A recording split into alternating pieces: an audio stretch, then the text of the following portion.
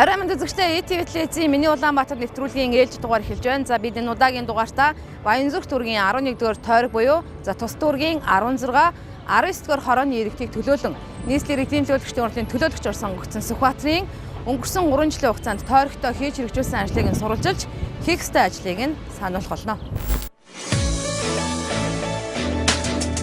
Нэвтрүүлгийн эхэнд бид та бүхэнд нийслэлийн иргэдийн төлөөлөгчдийн урлагийн төлөөлөгч Сүхбаатарыг итгэж сонгосон Баянзүрх дүүргийн 16-р хорооны товч танилцуулгыг хүргье. За 16-р хороо нийт 5495 өрхийн 21890 хүн оршин суудаг. За эдгээр иргэдийн 95% нь орон сууцнд амьдардаг бол 5% нь гэр хороолт амьдардаг. Газар нутгийн хэмжээ 453 га байдаг бол 43.3 га нь хүн амын нэгтгэршил ихтэй. За төрийн өмчийн 2 сургууль, төрийн өмчийн 4 цэцэрлэгтэй, за бүртгэлтэй ажилгүй иргэн 243 байгаа бол орон гэргөө 24 хүн оршин суудаг гэх статистик байна. За хорооны эрхэм зорилго нь нийслэл дүүргийн хөгжилд иргэдийн идэх оролцоог сайжруулах замаар иргэд оршин суугчдын тав тухтай амьдрах таатай оршин нөхцөлийг бүрдүүлж иргэдийн амьдралын чанарыг сайжруулахын төлөө ажиллах гэсэн зорилготой.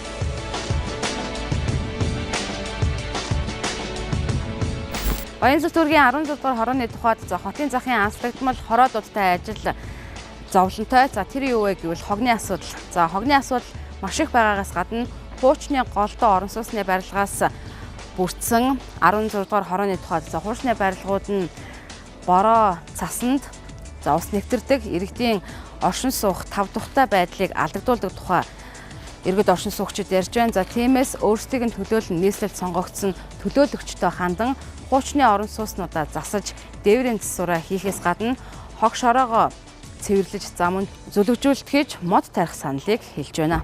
Манай зам амаа зассан. Хэлжсэн. Нодны төсөл юугаар төслөөрөө энд явган хүний зам гараад энэ манай чи шахацсан байсан. Энэ хайлуудыг хоошин татаад юм хийсэн. За. Одоо тэгээд ер нь өөрөөр яг энэ амьдрах орчинд тулгамдж байгаа ямар асуудлууд байна 16-р хорооны тухайд? Яг манай хороонд ч бол энэ манай хороос бол гайгууд сайн хороо шүү. За. Тэр нь гайгуу сайн хороо. Хог ихтэй байна. Хамгийн их аюулна. За. Бас нэг хүндрэлтэй юм бол эмнэлэг хүн сууршдагт болохоор эмнэлэг хэцүү. Хөрхийн эмнэлэг бол асар их очтой байдаг. Тэгээд энийг эмнэлгийн юундор би нэг яг хэлэхэд энэ хөгсчүүд одоо ярьдаг. Них одоо шаттай амьд амж. 15 дугаар төвгээд одоо ийш очиход тэнд нь бооч. Энэгээр интернетээр өгч гээд нэг юм явуулдаг нөгөөх нь бас бооч. Эндээсээ захиалга гэдэг заримдаа нэг компьютер нэвтэрч юм уу яа тэгээд. Тэгээд чи нөгөө яг эрүүл мэндийн талдаар бол ер нь хөгсчүүд хэцүү. Энэ сургуулийн орчинд дэлгүүр ихтэй байна. Арх тамхи. Нэг асуудал их байна. Тийм. Түүнээс бол ерөнхий манай орчин суугчдод их би их ихтэй сагс тоглохыг хүсдэг. Сагс тоглох. Сагсны шийд байд юм уу? Байдаг. За. Өөр одоо чиний амьдрах орчинд чин гэрэлтүүлэг ерөн сургуулаас гэр хүрэх замд чин аюулгүй байдал нь хэрэг? Ямар ч зүйл болгоомжтой л ямар ч энэ хавар нүүн муу хүмүүс байдаггүй шүү дээ. Эндээс тэнд ер нь бол 3 мурал. За. Тэр тоглоомын талбай дээр чамд одоо ингээд тоглолцохоор шөлөө цагаа өнгөрөөчгөр тийм юмнууд тоглоомнууд байна уу? Байхгүй. Тэгээ баг ихэнх нь тэгээ ливдрээд болцсон. Одоо чи ингээд чам тоглоомын талбай барьж өгдөг хүмүүст хандаж юу гэж хэлмээр байна? Тэгэл тоглоомын талбайнуудаа илүү гоё болгоод өгөөч гэж. Одоо жишээ нь ингээд тоглоомын талбайнууд болон хүүхдэд тоглуулах шөлөө цагаа өнгөрөх газар ер нь хорооны хувьд ямар байдэ? Ер нь муу л гэж боддог шүү. Яагаад? Байхгүй учраас одоо жишээл манайх Монгол хотгонд байдаг л да. Шинээр баригдсан юм уу? Тийм тэр хотгон ч бол юу байх вэ? Тоглоомын талбай зөвлөг ногоо байх ёстой шүү. Стандартын дагуу тэр нь болохоор байдаг байхгүй. Одоо ингээд хаарсан зүйл энд байхгүй бас хөгжил. Ер нь амьдрах орчин чинь хэр вэ? Муу л гэж боддог шүү. Ер нь төврүүл явъя гэж боддог.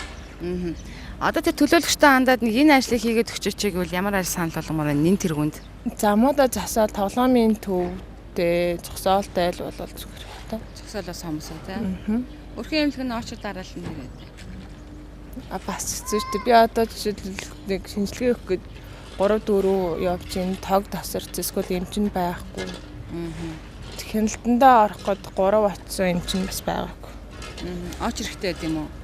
Очрын нэгтэй хүнчтэй тэгэл. Дахиад зүгээр боржуур хийж өндөртэй машин тэрэг багтахгүй ядж хагаад ингээ хэрэг байхгүй энэ мөнгө л гацгааж байгаа. Энэ юу яамаар тахах вэ? За энэ байшингуудаар нэг жаахан гадна талмазын зарчинг оруулж нэг засвар хиймэрлийнхэнтэй манайх ч одоо ерөөсөө энэ 87 оноос шинэ манайхны байшин засвар хийгээгүй. Би 87 онд орсон хэвээрээ тэгэл одоо гадаа хагархаа соорхой унсан зуссан дотор нь анхны цаснаар зүгээр ингээд ус туулчихсан дээрээс усгаж бодол хилээлэхин яриалэхин ёор нэмэр болж гоч юмаадаг. Энэ байшингаар нэг жаахан засмаар байхантай гадна талын хагархаа соорхойг нэг замаасагдаад ятгахтай өнгө зүсийн ч гэсэн солиуд бас нэг байшин ч яриа нэг сэргэн үдтэй. Чи 87 оноос хойш юу ч хийгээгүй шүү дээ. Нэг жилдээ нэг коридорыг нэг 3 өнгийн будгаар нэг өнөртүүлээд хятадгаар бодох юм да. Танихгүй дээ. Мэдхгүй гэхдээ би тэр сонгуулийн өдөр нь зурсан л байж таар нэг хүнтэй тий. За тэр хүн чи өнгөрсөн хугацаанд ер нь ямар ажил хийв танд мэдээлэл байна уу? Тэр хүн хийж байгаа юм уу? Хийж байгаа хүн чинь яг тэр хүн өөрөө хийхгүй л дээ тий. Мөнгө төгрөгийг гаргадаг юм уу хүн цалингийн нөгөөл хийлгдэг байлгүй одоо энэ мэт юм тэр чинь тий. Энэ боржуураас өөр ямар ажил нэлээд хэлчихээг юм. Чи одоо саяхан эхэлсэн хурдан л хийж. Тэнд нэг сарвч маягийн юм нэг босгоцсон байсан. За. Тэгээд цаагаар энэ байрнуудын тэргээр өөр юмнууд байдаг байх өө. Тий. Би бол одоо энэ өөхнөрөө л нэг хаяа нэг явдаг болохоор. Ер нь амьдрах орчны хувьд ямар байна?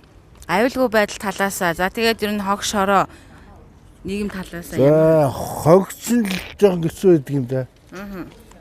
За манай байр чи тэнд байдаг. Тэгээд манайх бол нэг хогны савнууд том юмнууд тавьчихаа тэгээд юу байдаг. Ийшээгээ би энэ цэргийн сургууль руу хаяа нэг ийшээ алхахдаг. Тэгэхээр байрныхаа гадаа зүгээр ингээ ил овоолаа хийсэн гэдэг. Тэгээ нөгөөх нь уг нь ачдаг л байх л да. Гэхдээ тэгээ ил имэл ингээ хайчихаас хүүхэд жоохот төрөл хэцүү. Ер нь хүүхэд төгсчдөд нарлаж ингээд цөлөр цагаа атаа өнгөрөх газар байна уу? Хорооны хэмжээнд. Энэ ч одоо манай байрны гадаа нэг сарвч байдаг. Тэр өнцгтний сарвч. Ийшээ би хүүхдүүд тоглоомын талбай бас шинээр барьсан юм байлээ. Ер нь тэр хүн тандаад нэг энэ ажлыг хийчихээгээ санал хэлээч гэвэл та ямар санал хэлэх вэ? Үгүй тэр хавар нэг жаахан мод терминал санагдаад байгаа юм. Зөвлөгжүүлэлт мод. Тий. Тэгээд нэг зүлэг мүлэгтэр шороо босгонч байгуулна үстэй. Тэгж л бодож байна. Ер нь бол тэжгүй боломжийн яг энэ хүндээ бол гарчих талбайтай. Тэгээ урагшаа эргээд нэг илс мэлстэй бас нэг хүүхдийн тоглоомын газартай. Өөрөөр энэ хідэн байрандаа бол яг боломжийн л хэт. Өөрөөр амьдрах орчны тал дээр ер нь ямар санал хэлмээр байна? Өөрөөр одоо энэ хүмүүс нөгөө нэг ил задгаан ус цэрмэр шүлс мүсээ хайдаг. Тэр нь л ер нь жоохон онцгой харагдаад тий. Хог бас ихтэй байна тий. Тий, хог бас ихтэй. Тэгээ энэ хавар чинь бас нэг жоохон нэг хүмүүс чинь нэг бөөгнөрөөл нэг тэгсгээл бас нэг тиймэрхүү орчин бол байгаа л. Гэрэлтүүлэг камерчуулалт нь ямар хэдийн хорооны хэмжээнд? Ер нь бол бараг л мууштай. Камерчуулалт энэ төр бол одоо энэ машины зогсоол дээр камерчуулалт байгаа гэдэг хэрнээл яг ингээл нэг ганц хоёр одоо нэг машины тойлмол алга болдог ч юм уу. Тэгэл яг ингээл нэг харахаар бол тэгэл бараг камергүй штэ л гоны юм болчих гээд байдсан шүү дээ. Одоо ингээд амьдрах орчны чинь сайжруулах чиглэлээр сонгогдчиход ажиллаж байгаа хүн байна л да нийслэлд. Тэр хүн тандаж яг юу гэж хэлмээр байна? Одоо энэ камерчуулалт тэгэл энэ хог цэвэрлэгээний сүхсүүлэл бас яг ойр зургийн хийхэр юмнууд бол бас байна л гэж хэлэхээр. Одоо энд ч нэг хийж хэрэгжүүлээд байгаа ажил. Одоо энэ юу байх гээд байх шиг шүү. Нэг явган хүний зам дооны зам хийх гэж байгаа юм гэнэ. Нөр нас нэг юм явагдаад байгаа шиг байна. Тэгээ одоо энд нэг хэд мод суулгах гэж байгаа юм шиг байна. Зүгтсэн байна тий. Нөхөн хадасан. Одоо энэ байрыг сайхан энэ дээдлийн дээвэр мээрэнд жоохон бороо орохоор ингээд доошо тусаад хааж байдаг. 5 давхар 4 давхрууд ингээд бүгд ус. Хуучны байрнууд тий. Усгоочтой. Бэн сөөхийн дарга маргатай уулзахтай сөөхийн дарга нь байдаг. Ийм л асуудалтай байх шиг шүү. Одоо камерчуулалт гэрэлтүүлэх нь ямар хэдийн хүүхэд тоглоход ер нь аюулгүй орчин бүрдэж чадсан уу? Тоглох одоо тоглоом нь бас муу шүү дээ. Гэрэл мэрэл тийм камержуулалт байхгүй шүү дээ. Мэдхгүй ястай тийм мэдхгүй шүү дээ чинь мэдхгүй. Одоо амьдрах орчны чинь сайжруулах тогтчил мохчл тийм хийгдүү. Хийхгүй л энэ гусар мусар нь харалтай. Ийм амир. Хүүхдүүд одоо унаад шүү дээ эндээс нь. Тэгэхээр л нэг ой 5 сартай гинүү. Нэг охин унтсан шүү дээ эндээс. Энэ минийгээ одоо янзалмаар ах юм. Би одоо байнга л энд бараг үнчих юм. Хэцүү юм биш тий. Энээс өөрөөр тоглоомын талбайнууд байна уу? Байхгүй. Энээс өөр тоглоомын талбай байхгүй шүү дээ. Энийг л янзлж өгмөр энэ. Тэрнээс яахгүй л. Зүлэгжүүлэлт, камержуулалт энэ төр нь хэрвээ хог ачлалт нь. Зүлэгжүүлэлт одоо тэгэл энэ янзлал яваадах юм биш бид нар чинь тэгээ шаланг маланкара янзлал буслал яваадах юм биш. Өө ямар л нас рууцчи. Та одоо ерөн санал хэлээч гэвэл ямар санал хэлмээр байна? Одоо энэ юу ямар л энэ гусуур мусуур энэ толомын талбайг тогтчулж өгмөр энэ да бид нарт. Өөр юм алгадаа тэгээд. Энийгээ жоох ингээд өдрөө олох ингээд шүршээд өгчмөр ах юм миний бодлоор. Тий, шороогийн дараа. Тэгээ ис мисээ буулгаад энд сайхан ис яачмаар ах юм. Буулгачаад энэ хүүхдүүд гэсэн тоглож авах зүгээр ш. Би одоо байнга л хоёр авчтайгаа ингээд юм байж ах юм. Үнэхээр юм биш.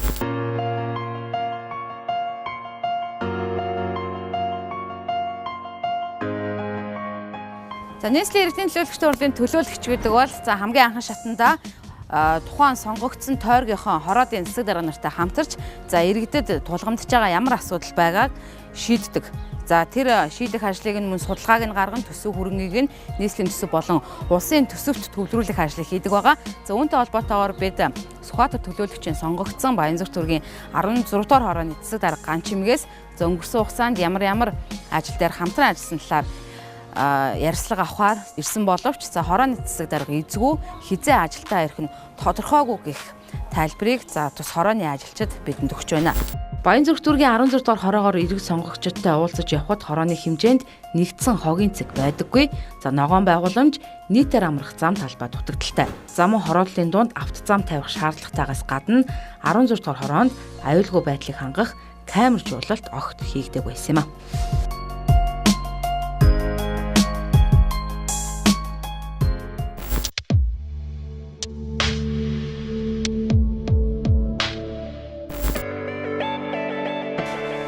За харин Баянзүрх төргийн 19 дугаар хорооны тухайд 3217 өрхийн 12600 хүн ам оршин суудаг.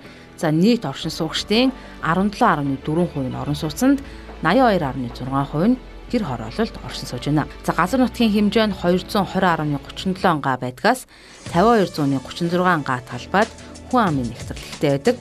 За хорооны хэмжээнд төрийн өмчийн нэг сургууль, төрийн өмчийн 2 цэцэрлэгтэй. Бүртгэлтэй ажилгүй иргэд нь 2582 байна гэсэн статистик байна. За хорооны эрхэм зорилго нь иргэдэд төрийн үйлчлэгийг ойртуулан нийгмийн цогц хангамжийг хүргэж хорооны өнгө үзэмж, үрхийн амжиргааны өнөөгийн төвшинг шин шатанд гаргаж эвсэг хамт олон бүрдүүлэн ажиллахад оршино гэжээ.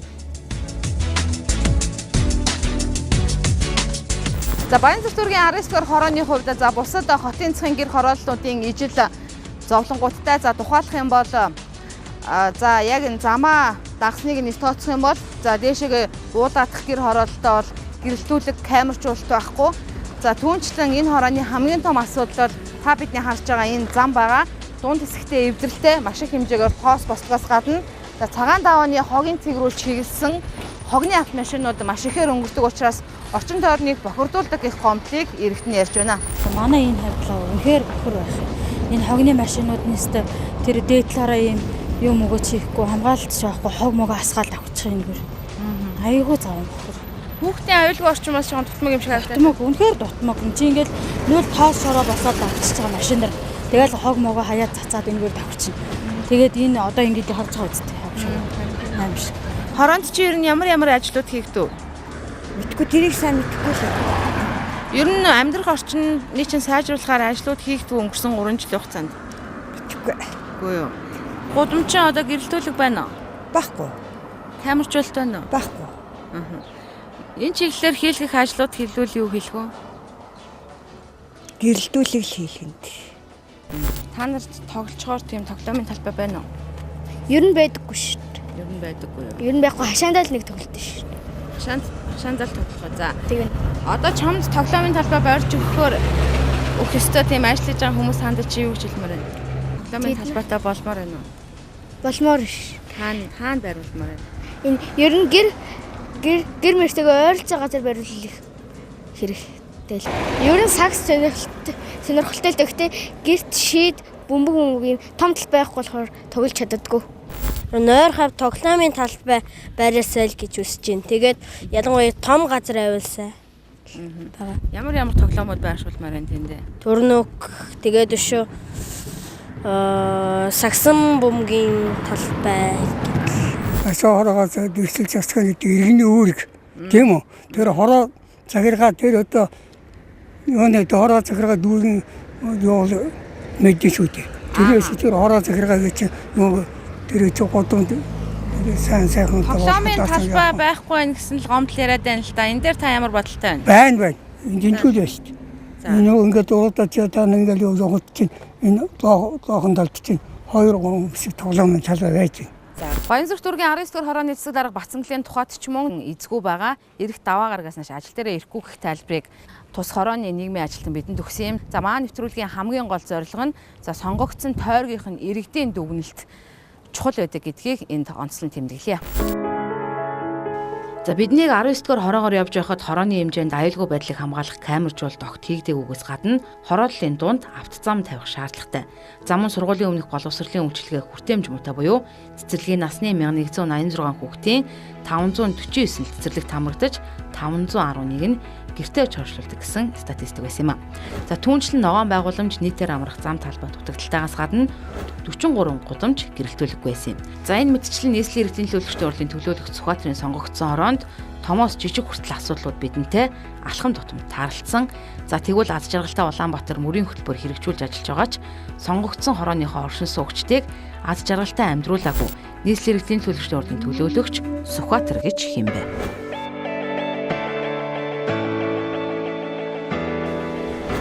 Нийслэлийн иргэдийн төлөөлөгчдийн хурлын төлөөлөгч Сүхбаатар 1979 оны 10 дугаар сарын 13-ны өдөр төрсөн. За 1998-аас 2002 онд аялал жуулчлалын удирдлагын дээд сургууль, 2008 онд удирдлагын академийн бизнес удирдлагын анги.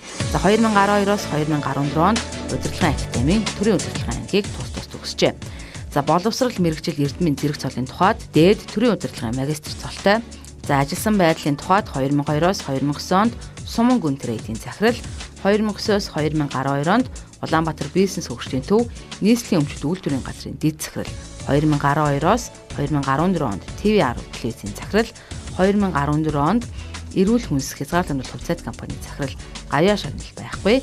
Сонгуульт ажлын тухайд 2008-аас 2012 онд Баянзүрх дүүргийн 24 дугаар хорооны иргэдийн нийтийн урлагийн дарга, 2008-аас 2012 онд Баянзүрх дүүргийн иргэдийн төлөөлөгчдийн урлагийн төлөөлөгч, 2012-оос 2016 онд Баянзүрх дүүргийн иргэдийн төлөөлөгчдийн урлагийн төлөөлөгч, за Монгол Ардын намын бүлгийн дарга, 2009-оос 2014 онд Говь Алтай аймгийн ирээдүйн залуучдын холбооны тэргүүн, 2012 оноос Баянзүрх дүүргийн Монгол Ардын намын хорооны тэргүүлэгч, 2013 оноос Монгол Ардын намын баг хурлын гишүүн, 2009 оноос нийслэлийн Монгол Ардын намын хорооны гишүүн, 2016 онд Монгол Ардын намаас нэр дэвшиж нийслэлийн иргэдийн төлөөлөгчөөр сонгогдсон, 2016 оноос нийслэлийн иргэдийн төлөөлөгчдийн урлагийн тэргүүлэгчээр сонгогдсон. За мөн 2016 оноос нийслэлийн иргэдийн төлөөлөгчдийн урлагийн өргөдлийн байнгын хорооны даргаар сонгогдсноос гадна 2017 оны 1 сарын 1-ээс нийслэлийн орон сууцны корпорацийн захирлаар сонгогджээ.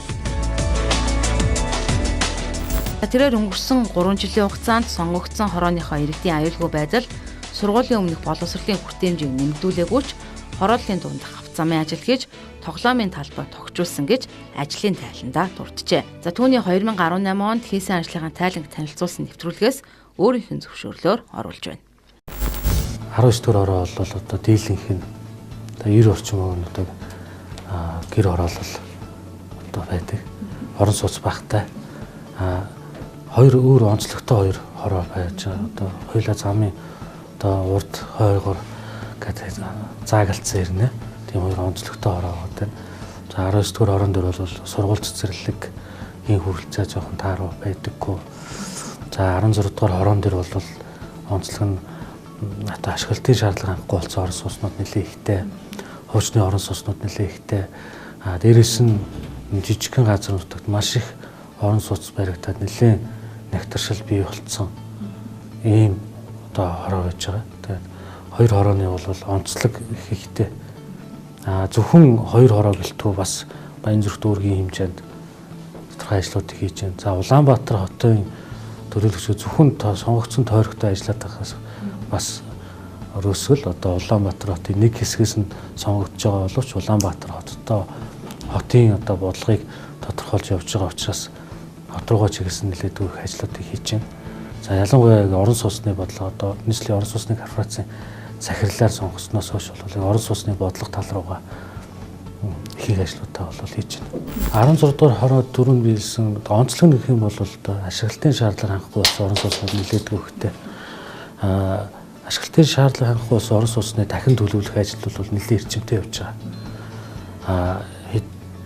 Тэгтээ бас энэ дээр бас гатсан ганцны ажлууд бас би жишээ нь сүүний 27 гэдэг 3 орон сууц бол одоо 7-8 удаагаа зарлаад одоо компани орж ирэхгүй ийм байдалтай байгаа. Энийг бол арай жоохон өөр төр өөрсдөө аваад менежментээр хий гэдэг бодлого талбар нь одоо чиглүүлж байна. За бусад дахин төлөлт төр одоо ашиглалтын шаардлага хангахгүй орон сууцны тухайд бол одоо төсөл нэлээд амжилттай сайн хэрэгжиж байгаа. Ялангуяа сүүлийн 2 жил бол нэлээд эрчимтэй явсан байж байгаа.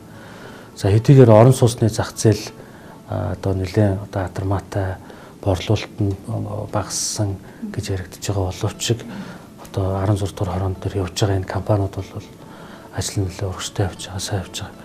За бас нэг хэцүү асуудал бол энэ боловсролын асуудал байдаг тийм ээ.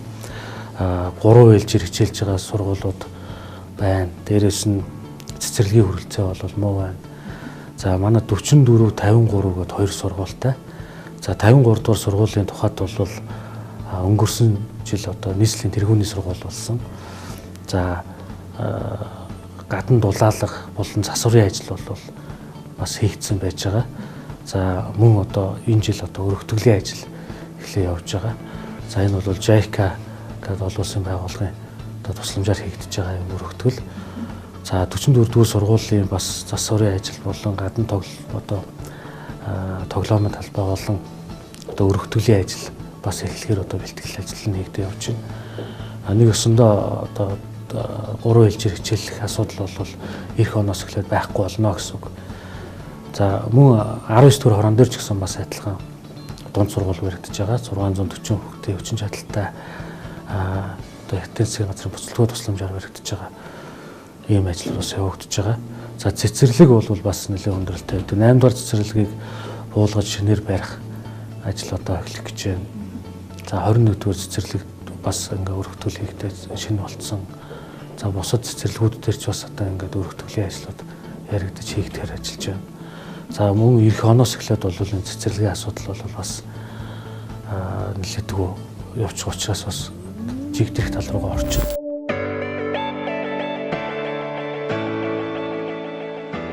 Нийслэлийн эдийн төлөөлөгчдийн урлын төлөөлөгч гэдэг иргэдтэй хамгийн ойр байж тэдний амьдрах орчноо сайжруулахаар хийлгэхийг хүссэн ажлын судалгаа болон эдийн засгийн тооцооллыг хийж түүнийг нь улс нийслэлийн төсөвт суулган хийлгэхийн төлөө ажилладаг. За гэвч Миний улаанбаатар нэвтрүүлгээс Баянзүрх дүүргийн 16, 19 дугаар хорооны иргэдийн хүсэл төлөөлөгчийн зорилго хоёр алд дэлгэм зурж байгааг харлаа. За тиймээс нийслэлийн эдийн төлөөлөгчдийн урлын төлөөлөгч Сүхбаатар өнгөрсөн 3 жилийн хугацаанд хэрхэн ажилласан гэдэг дүгнэлтийг үзэгч танд үлдээе.